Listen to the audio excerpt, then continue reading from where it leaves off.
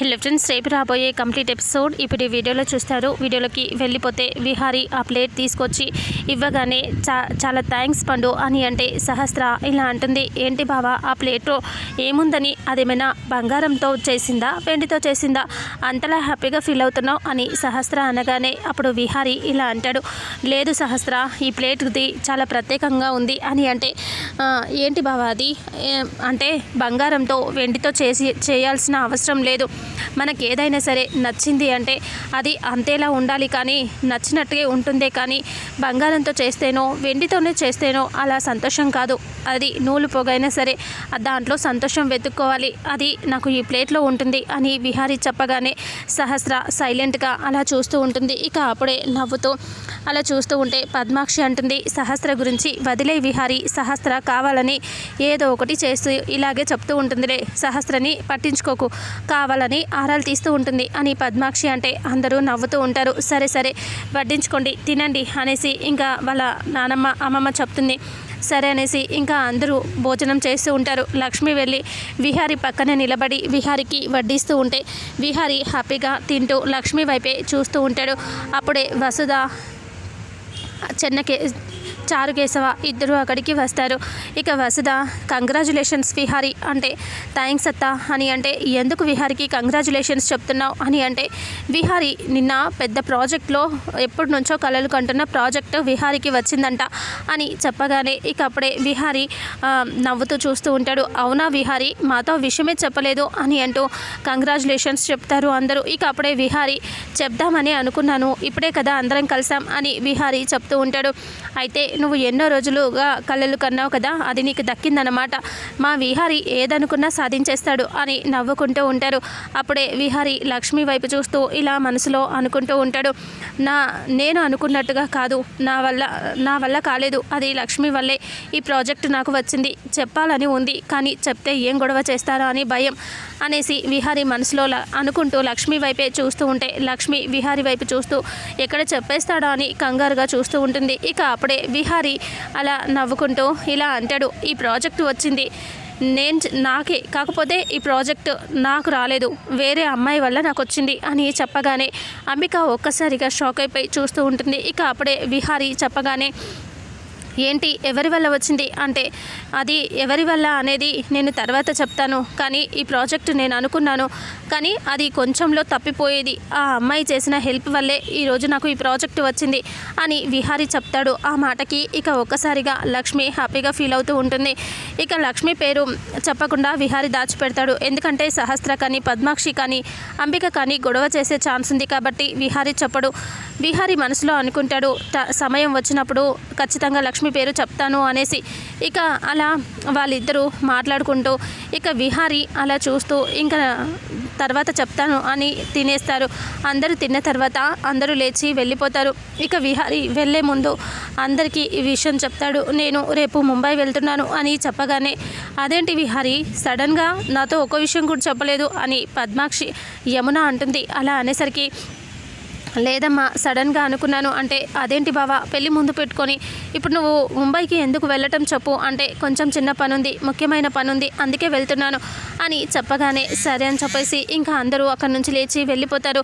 ఇక లక్ష్మి అలా నిలబడి ఉండటంతో పండు విహారీ తిన్న ప్లేట్ని పట్టుకొని ఇలా అంటాడు, లక్ష్మమ్మ ఇదిగో విహారీ గారు తిన్న ప్లేటు, విహారీ బాబు గారు తిన్న ప్లేటు నేను కిచెన్లో పెడతాను, నువ్వు అక్కడి నుంచి తీసుకొని వెళ్ళు, నీ గదిలోకి వెళ్ళి తిను లక్ష్మమ్మ అంటే సరే అని లక్ష్మి అంటుంది. ఇక అలా పండు తీసుకెళ్ళి కిచెన్లో పెట్టడం, తర్వాత లక్ష్మి తీసుకెళ్ళి వాళ్ళ గదిలో పెట్టుకొని భోజనం చేస్తూ ఉంటుంది. ఇక అప్పుడే లక్ష్మి అక్కడ కూర్చొని తింటూ ఉంటే విహారీ అలా చూస్తూ అంటే తను బయట ఉంటాడు, వాళ్ళ ఫ్రెండ్తో మాట్లాడి విషయం చెప్తాడు, ముంబైకి వెళ్ళినట్టుగా లక్ష్మి వాళ్ళ ఇంటికి వెళ్ళాలని విహారీ ప్లాన్ చేసుకుంటాడు కదా.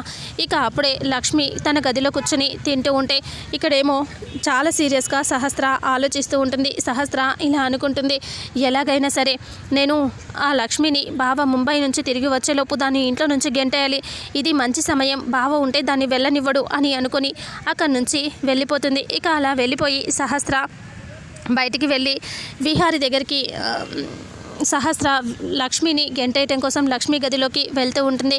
లక్ష్మి ఏమో తను తింటూ ఉంటుంది కదా, వచ్చి డోర్ కొడుతుంది. సహస్ర డోర్ కొట్టగానే ఒక్కసారిగా భయపడి చూస్తూ ఉంటుంది లక్ష్మి. ఏ లక్ష్మి, డోర్ తీయవే, ఎంతసేపు పిలవాలి నేను అని అనేసరికి అమ్మో సహస్ర అని లక్ష్మి కంగారు పడుతూ ఇంకా అక్కడి నుంచి లేచి తింటున్న చెయ్యి వెనక్కి పెట్టుకొని డోర్ ఓపెన్ చేస్తుంది. ఇక అప్పుడే సహస్ర చాలా సీరియస్గా ఏంటి డోర్ తీయడానికి ఇంతసేపు అని కోపంగా అంటే ఇంకా అప్పుడే లక్ష్మి అలా చూస్తూ ఏంటమ్మా అని అంటే, చూడు మా బావ ముంబైకి వెళ్తున్నాడు, తిరిగి వచ్చేలోపు నువ్వు ఇక్కడ ఉండటానికి వీల్లేదు చెప్తున్నా చూడు, నువ్వు ఖచ్చితంగా ఇక్కడ నుంచి వెళ్ళిపోవాల్సిందే. నువ్వు ఇక్కడ ఉంటే నాకు ఎప్పుడు నా కాపురంలో నిప్పులు పోస్తావో అనిపిస్తుంది. మా బావని ఎక్కడ తగిలించుకొని ఒళ్ళో వేసుకుంటావో అని భయంతో నేను బతకాల్సి వస్తుంది. అందుకే చెప్తున్నా నువ్వు వెళ్ళిపో అని కోపంగా అనటంతో ఇక అప్పుడే లక్ష్మి అలా చూస్తూ ఉంటుంది. ఏంటి చూస్తున్నావు, వెళ్ళిపోవాలి అని సీరియస్గా అంటే సరే అమ్మా అని అంటుంది. ఇక అప్పుడే వెనక్కి చూస్తుంది సహస్ర. చూసేసరికి ప్లేట్ కనిపిస్తుంది. ఏం చేస్తున్నావు నువ్వు, అదేంటి మా బావ ప్లేట్లా ఉంది అని లక్ష్మిని తోసేసుకుంటూ లోపలికి వస్తుంది. అలా వచ్చి చూసేసరికి అక్కడ లక్ష్మి ప్లేట్ కనిపిస్తుంది. ఇక విహారి తిన్న ప్లేట్ కనిపిస్తుంది. అది చూసి ఇది మా బావ ప్లేట్ కదా, ఇక్కడ నువ్వు తింటున్నావేంటి అని కోపంగా అంటుంది.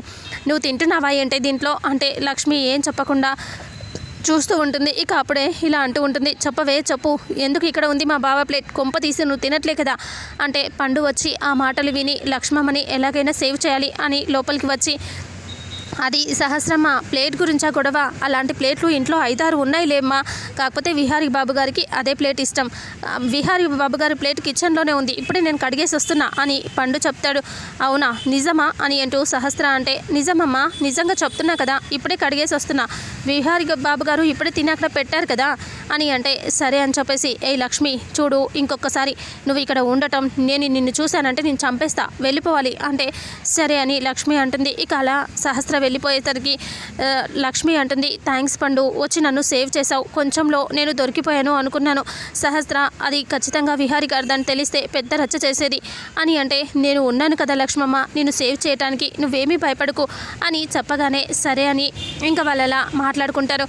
ఇంకా ఇక్కడేమో విహారీ లక్ష్మికి ఫోన్ చేస్తాడు. లక్ష్మి నేను బయలుదేరుతున్నాను, నువ్వు కూడా బయలుదేరి వచ్చేసేయి అని అంటే, విహారీ గారు నాకు చాలా భయంగా ఉంది, ఇంట్లో నేను చెప్పాలంటే నా మీద చాలా ప్రశ్నలు వేస్తారు అంటే ఏది ఏమైనా సరే నువ్వు బయటికి వచ్చేసేయి అని అంటూ చెప్తాడు. ఏదో ఒకటి చెప్పిరా అంటే సరే అని అంటుంది లక్ష్మి. ఇక లక్ష్మి యమునమ్మ దగ్గరికి వెళ్ళి చెప్దామని ఆలోచిస్తూ వెళ్తూ ఉంటుంది. ఇక విహారీ ఏమో అలా ఆలోచిస్తూ ఉంటాడు, ఏం చేయాలి ఇప్పుడు, లక్ష్మిని ఎలాగైనా వాళ్ళ ఇంటికి తీసుకెళ్ళి అసలు నిజం వాళ్ళకి చెప్పి ఈ గొడవ నుంచి తప్పించాలి అని విహారీ ఆలోచిస్తూ ఉంటాడు. ఇక అప్పుడే విహారీ లగేజ్ తీసుకొని బయటికి వస్తాడు. వచ్చేసరికి అందరూ కూడా బయటికి వచ్చేస్తారు. ఇక అప్పుడే విహారీ నేను వెళ్తాను అని చెప్తే సరే అని చెప్పి ఇంకా అందరూ చెప్తే ఇంకా అప్పుడు సహస్ర అంటుంది, బావ నువ్వు వెళ్ళిపోతుంటే నాకు బాధగా ఉంది, నిన్ను విడిచి ఇన్ని రోజులు ఉండలేను నేను, అయినా నువ్వు వెళ్ళిపోతున్నావు అనేసి గట్టిగా హక్ చేసుకుంటుంది. అందరూ అలా చూస్తున్నారని విహారీ సైలెంట్గా చూస్తూ ఉంటాడు. ఇక సహస్ర అలా హక్ చేసుకుంటే నేను ఎంత దూరం వెళ్తానులే సహస్ర అనేసి ఇంకా బాయ్ చెప్పి వెళ్ళిపోతాడు. కార్లో కూర్చొని మళ్ళీ లక్ష్మికి ఫోన్ చేసి, నేను మా ఫ్రెండ్కి చెప్తాను, నువ్వు వచ్చేసేయి వెంటనేరా అంటే, బాబుగారు విహారీ గారు నాకు చెప్పాలంటే భయంగా ఉంది అంటే, ఏం కాదు నువ్వు వచ్చేసేయి సరేనా అని చెప్పి విహారీ అంటాడు. సరే అని చెప్పేసి లక్ష్మి యమున దగ్గరికి వెళ్తూ ఉంటుంది. ఇంతటితో రేపు రాబోయే ఎపిసోడ్ ఎండ్ అవుతుంది. మరుసటి ఎపిసోడ్లో ఏం జరుగుతుందో తెలుసుకుందాం.